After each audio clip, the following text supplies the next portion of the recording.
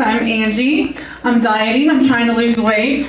I found out that mustard has no calories, so I spent the day outside the cupcake shop squirting mustard in my mouth, sobbing. Thanks for asking about the diet, Tina. It's going fucking great. I'm at the stage of my diet right now where when I see people walking out of restaurants, I tell them to go fuck themselves. Making friends is hard. So I had a busy weekend. I had a dinner party to go to, and then a dinner party to get kicked out of.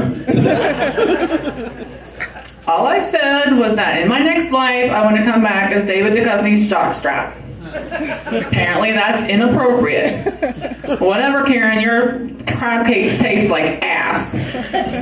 See you later. The rest of my weekend was spent eating Star Wars gummy fruits and using them to make pew-pew laser sounds at my cat. Pew-pew, pew-pew, pew-pew. So I've got a lot going on right now. I do have a cat. I realize my cat gives me the same terrified look when I turn my hairdryer on as every single man that I've ever tried to hit on. And then they back away slowly. I see you, Bruce. You're not invisible. Where are you going? I have a cat and I have a dog. I was recently yelling at my mother for teaching my dog cuss words. In the middle, I stopped because I heard a weird sound and I realized it's the sound of me being single for years in the future. I am single because I have a fear of commitment. It goes so deep that I won't make you a sandwich after sex. I'll just gently kick you out of bed with my foot and wish you success on your future endeavors. I don't get the sandwich after sex jokes. I mean, how do you keep condiments fresh in your car? And where do you store them? Silly. Had a lot of bad dating experiences, so I have some tips. I have some things not to say on first dates. For instance, don't say, "Does my hand smell like a gas station pizza?" Do not, on a first date, say, "Excuse me, I have to pee like a midget walking through lawn sprinklers." On a first date, don't say, "Hey, have you seen anybody eat string cheese seductively? Well, you're in for quite a treat."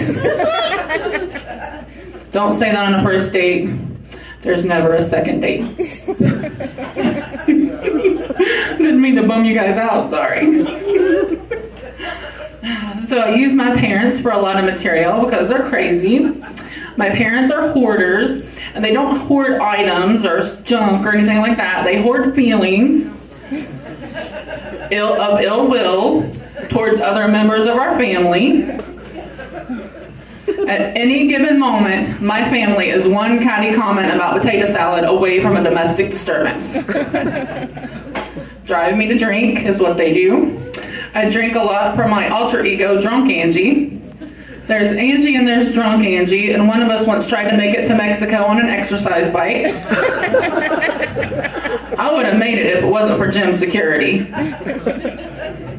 There's Angie and there's Drunk Angie, and neither of us can eat Girl Scout cookies responsibly. Nom nom nom. There's Angie and there's Drunk Angie, and one of us once tried to put on an all-cat production of Macbeth. And that would have worked too if people were just more open-minded. I've decided to come up with a few more new sex moves to tell you guys about. Invented a couple. The first one is called the Rogue Giraffe. That is where you dress all in camo, you go into the office business meeting, you start nibbling on the top leaves of the office plant, and you stay until security escorts you out. And that pairs nicely with the majestic window, and that move is where you get drunk, you drop your keys and vomit, you have to climb into your house through the bathroom window where you get stuck, and that is the majestic window. Now, you're saying, Angie, how are these sex moves? Well, you're masturbating while doing all of these things. That is how they're sex moves. That's my time. Thank you. Angela Davis over there.